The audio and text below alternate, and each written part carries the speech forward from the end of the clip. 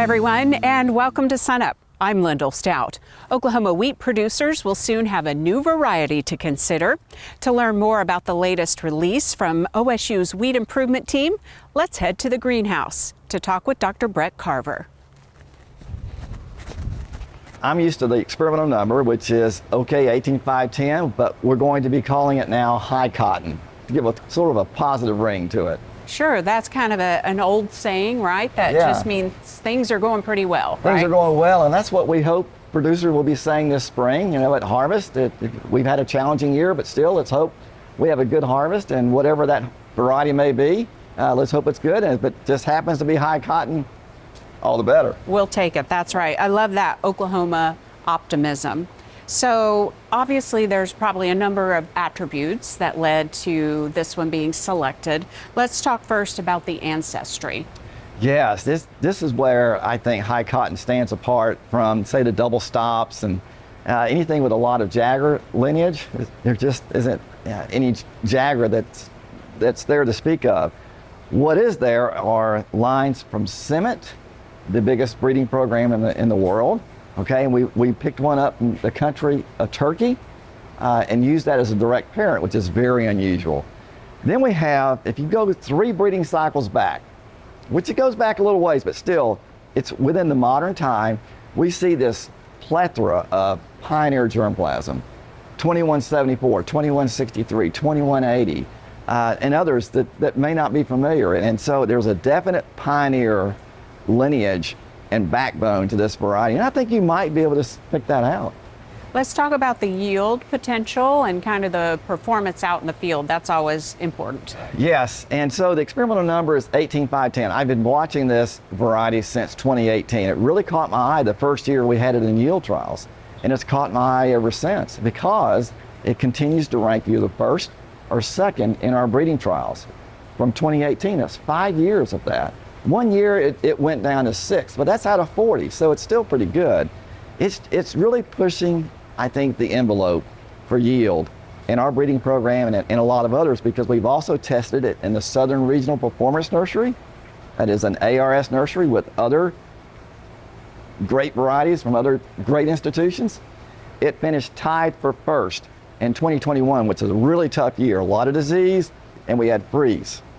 I'm really excited about that. I remember that freeze. High cotton actually spent a little bit of time in this nursery more than 10 years ago, right? It sure did. This is where everything starts. And what I call our maternity ward, it's where we make the crosses and create the new progeny. So yes, over 10 years ago, right here. So we're talking about the attributes of high cotton. Let's talk disease resistance. Yes, and so, we want high yield potential, of course, but we also want to be able to protect that yield.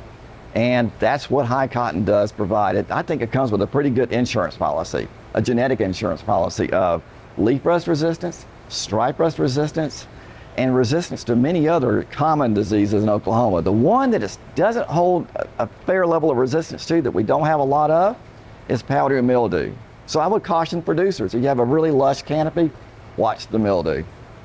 And it's also dual purpose, which is of course very important for those who also have cattle operations. Right, so yeah, I keep talking about the yield, and we want to grow it where the yield is, we're going to reach that yield ceiling. Okay, if you want to go for the ceiling, go for the grazing. And you can also tolerate that kind of treatment. I have looked at it personally many years under conditions of simulated grazing, so I can kind of control how much forage is removed and how it responds to the removal of that canopy. I think it's right up there with OK Corral. And I know OK Corral's been very popular for several years, right? Yes. Any downside to high cotton? Well, the one I would have mentioned is powdery mildew. Also, low pH. It has some tolerance to that condition. It could probably go down to about 5. I wouldn't push it below 5. We don't have that certain genetics that's in varieties like double stop. We don't have that gene that's present that allows it to really go down to the mid-4s. It's not like that. So it's moderately tolerant. And then seed availability later this year for high cotton. Will there be some around? We're counting on a pretty good harvest. If we get that harvest like we're counting on, yes, 3,000, 4,000 bushels of foundation seed should be available. Well, great. Well, thanks for telling us about the new variety, Brett. Congratulations to you and your team. I know it's a labor of love and many, many years to get to this point. Thank you so much. We enjoy doing it. Great. And for more information on high cotton as well as OSU's wheat breeding program, just go to sunup.okstate.edu.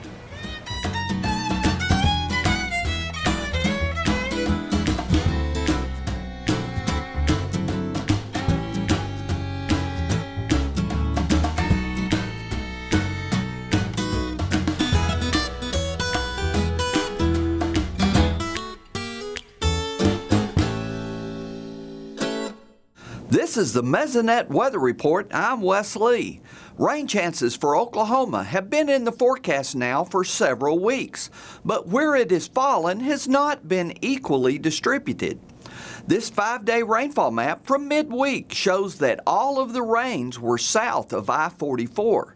Soil moisture in these areas is now very good, while in the northwest they are still critically low. Mesonet reports soil moisture levels in 3 primary methods. First is plant available water. This estimates the soil moisture in a slice of soil, such as this 16-inch map shown here.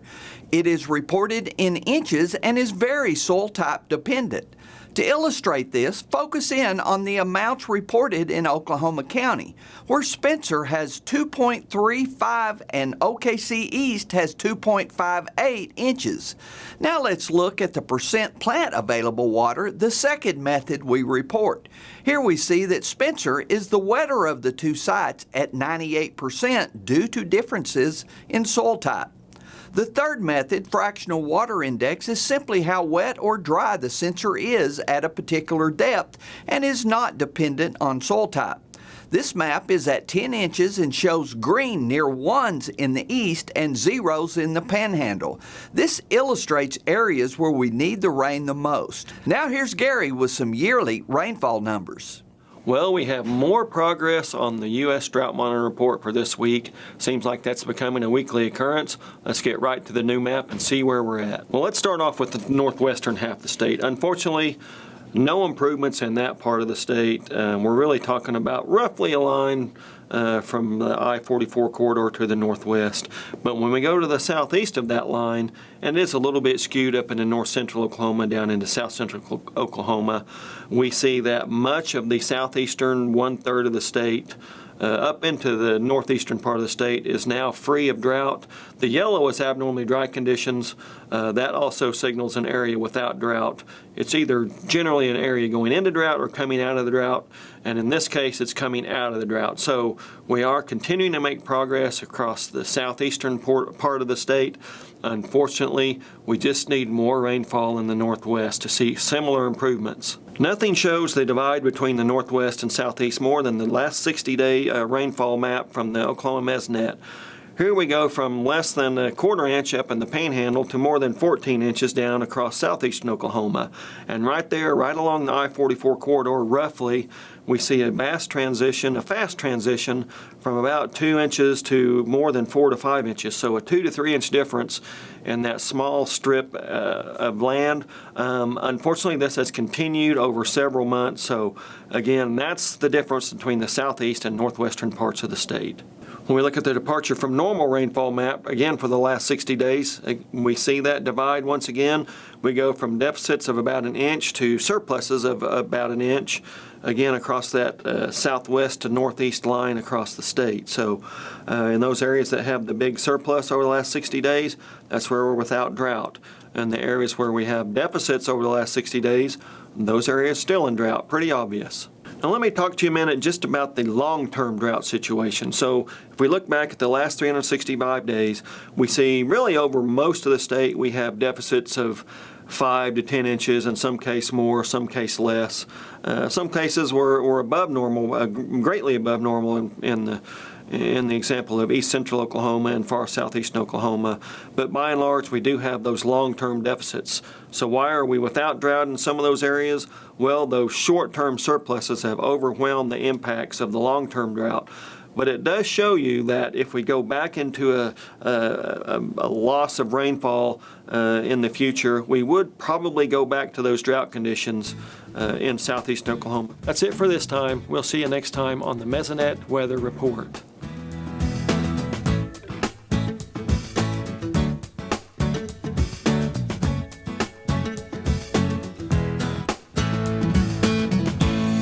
It's 80 days from when Oklahoma starts cutting wheat, and in 100 days that harvest is going to be going full blast. And what the farmers are asking now is, what's my yields going to be and what's price going to be? Well, I don't know about yields, and I don't believe anybody knows about price, but there are some indications of what price will be. If you look at the forward contract price for harvest delivered wheat, and say in the Pond Creek Medford area, that's about $7.50. Now, research has shown that price is about the best price to use for a prediction of harvest price.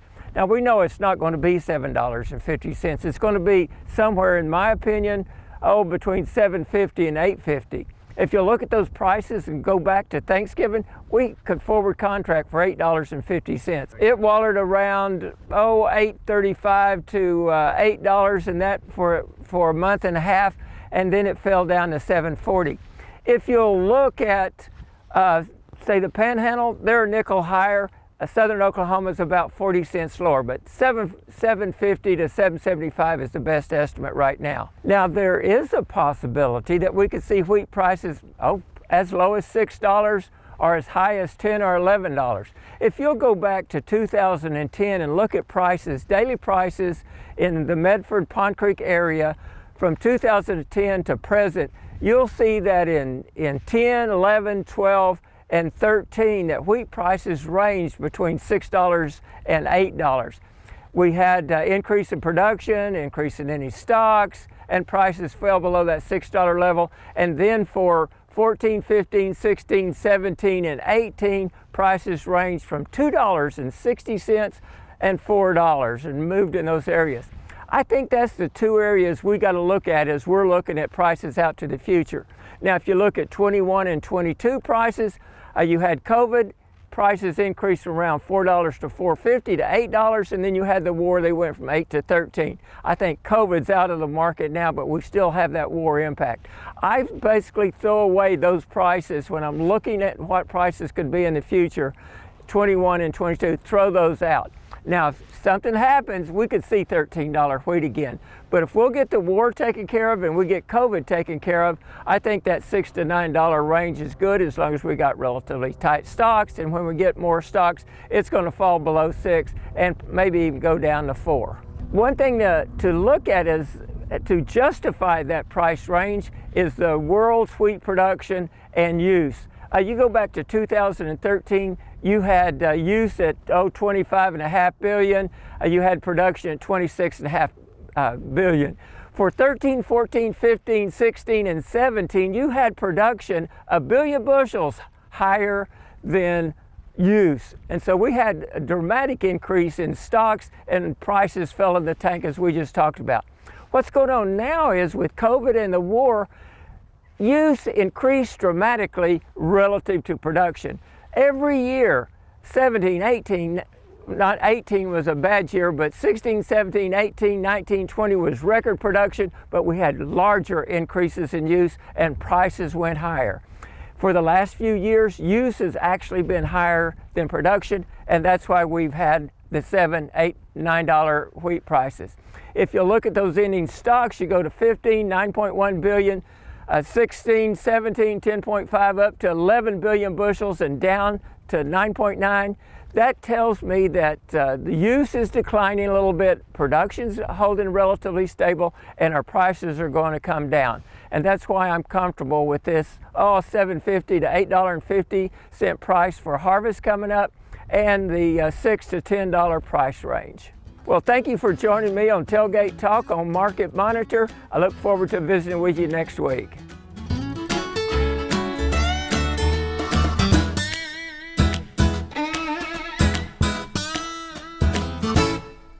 Good morning, Oklahoma, and welcome to Cow-Calf Corner. This week's topic is retained placenta. I've had a few phone calls from producers in the last couple weeks saying that we're seeing a little higher incidence of this one place or another this spring in Oklahoma. We're going to talk a little bit about it and potentially why we're seeing that this year. Retained placenta typically is when we have got the fetal membranes that didn't become unattached and actually pass on after the birth of the calf by 24 hours after we've seen the birth of the calf. Typically, that placenta gets shed within 8 hours of calving, and that's pretty normal. So if we're seeing it there for a few days post-calving, what are the potential problems we get into? It is not the placenta itself that's the issue, but it is the fact that it's still attached inside the uterus that leads to potential uterine infections. We've got a cow actually defecating down onto that. The manure, the microorganisms in the manure potentially having a pathway into the uterus. When she lays down, the bacteria in the dirt has a means to get into the uterus. Now this can potentially cause some serious infections. The cow may become ill, she may start to lose weight. We may need to seek immediate treatment. In severe cases, this can even be lethal for a cow, but rarely that happens. More likely occurrence is that long-term this cow doesn't clean up, repair herself, and isn't quite ready to breed back as soon as she needs to in order to turn around and calve within 12 months. We usually find the long-term repercussions of retained placenta with cows that are later to get bred or potentially come up open whenever we're preg checking in the fall. So, what are our potential causes? Well, long-term, if we've had inadequate energy, protein supplementation during pregnancy and cows are calving too thin, this can lead to a nutritional problem there. There's other vitamin and mineral deficiencies that can lead to retained placenta. The two most common things that we track it to is a lack of vitamin A and a lack of the vitamin selenium. Now, where does that come into play in a year like this? We'll get to in a minute. The other big thing that causes retained placenta is just a prolonged, or let's just say dystocia. We have prolonged calving. Again, this problem can become exaggerated as a result of cows that are a little thin and poor going into calving. But anything that causes difficult birth and dystocia, a calf that's too big, an abnormal presentation, maybe she's trying to give birth to twins. If it causes a problem of calving, wears the cow out, we're more likely to see retained placenta. There are diseases that can lead to retained placenta. Something like lepto, brucellosis can all lead into retained placenta. So typically, what are our best management practices to avoid this? Make sure our cows are calving at a body condition score 5 to 6. Make sure our heifers are calving at a body condition score 6. In that case, they're strong enough, charged up enough, that just being worn out through the calving process should not lead to extended amount of time actually giving birth to the calf. Vitamin and mineral supplementation can be really important. Making sure we got an adequate amount of vitamin A and selenium in that ad-lib fed mineral can be a real important long-term solution to avoiding retained placenta. And proper herd health, obviously. So if we're seeing retained placenta in our cows and we need to address it, if we've got some immediate sickness or problem there, we need to consult our veterinarian. Why is it more of a significant issue this year, potentially? In a year that we have been more likely than not to have fed some non-traditional hays that might not have been as green and leafy as what they have been in years past. What is the primary source of vitamin A in a cow's diet? Green, leafy vegetation. So non-traditional hays, maybe a long-term lack of vitamin A in the diet, could have led to some potential issues this year. Again, good nutrition, proper herd health are kind of the silver bullet best management remedies. It can be a genetic issue in some cases that can lead to retained placentas. That's a little bit on retained placentas this week, and I hope it helps. And as always, I appreciate you joining us on Cow Calf Corner. We're joined now by Dr. Kevin Wagner, the director of the Oklahoma Water Resources Center here at OSU. Kevin, last week on SUNUP, we saw a research project that has been underway for a while now on well water in Oklahoma. And you and your team are looking to expand that project in Oklahoma. Let's talk about that effort and what's underway. You bet. Well, we're really excited about this new well owner education program that we're about to kick off in a big way. We spent a little bit of time over the last year piloting this program and seeing what tweaks we needed to make to it, and we're ready to really kick it off. So really the main components of the project or the program are to provide some free or low-cost well testing to people that depend on their private wells for drinking water. And it's not real testing, it's really screening. So one of the things that we always tell the homeowners is if we get a positive hit for nitrates or for bacteria, the first thing you want to do is go get it retested. But we also want to start giving the homeowners some tools on what they can do to address some of those issues that we find.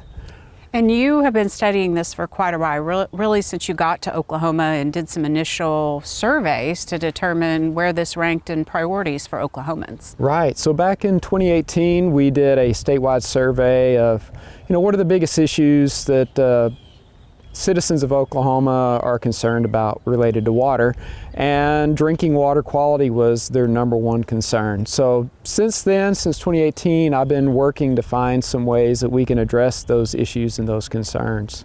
So you all have piloted this for a while in some certain areas of Oklahoma. Mm-hmm. What did that involve? So we've been able to work with the students from the Environmental Science Program and the Rural Renewal Initiative to carry this out probably in 5 or 6 counties in western Oklahoma, central and western Oklahoma so far.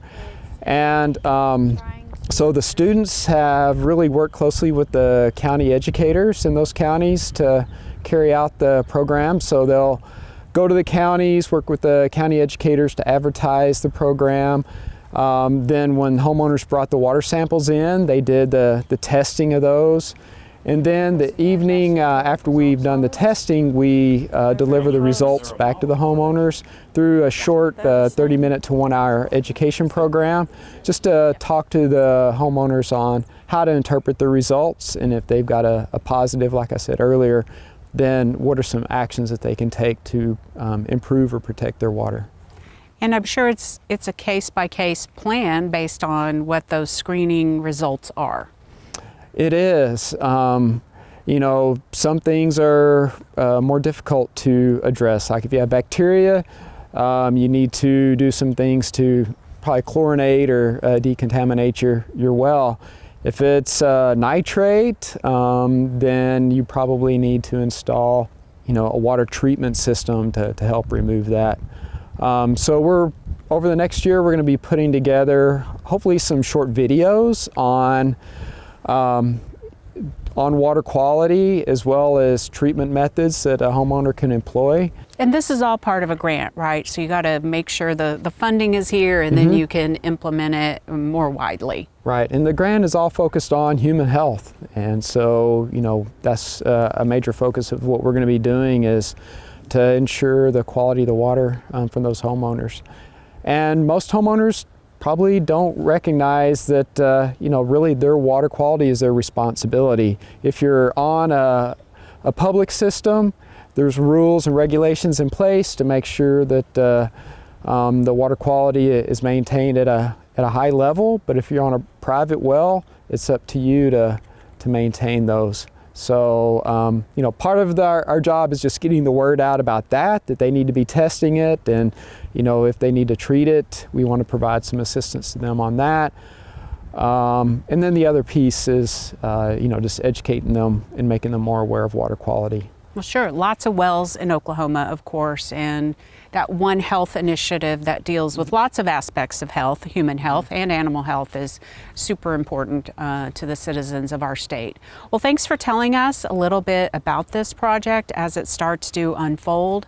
We'll be glad to catch up with you more and see how things are going. Sounds great. All right. Thanks a lot, Kevin.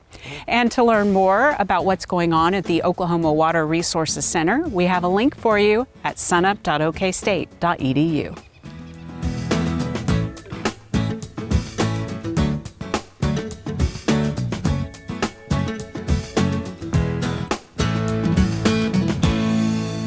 Today, I thought I'd share a little bit of information about induction stoves.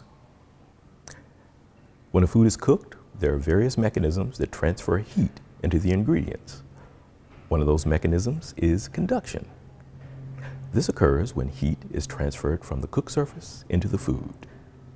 For example, when hamburgers are cooked in a cast iron pan using either gas or an electric stove, the heat from the gas flame or electric coil is transferred into the cast iron pan and from the pan into the hamburger. If we were to cook the hamburger with an induction stove, the heat transfer mechanism would still be conduction. However, it would be achieved in a slightly different way.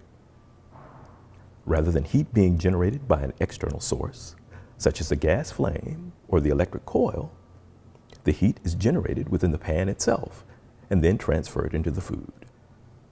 How does this occur? An induction stove has a coiled copper wire located directly underneath the cook surface. When an electric current is passed through the wire, it generates electromagnetic energy that produces heat within the cookware itself. If you were to turn on an induction stove and place your bare hand on the cook surface, it wouldn't be hot. However, if the appropriate cookware were placed on the surface, the generated electromagnetic energy would cause the cookware to heat up. Unfortunately, it's not possible to use all types of cookware with an induction stove. Non-ferrous metal pots and pans won't work. In other words, anything made from copper or aluminum. Cast iron cookware and generally stainless steel cookware will work. Often the packaging of cookware that is suitable for use on an induction stove will be labeled as such. An easy way to determine if cookware will work with an induction stove is to check if a magnet will stick to the base. If it does, the cookware will work. If it doesn't, it won't. So just a little bit of information if you're curious about induction stoves. For more information, please visit sunup.okstate.edu or food.okstate.edu. That'll do it for SUNUP this week. Remember, you can see us anytime on our website and also follow us on YouTube and social media. I'm Lyndall Stout. Have a great week, everyone, and remember, Oklahoma agriculture starts at SUNUP.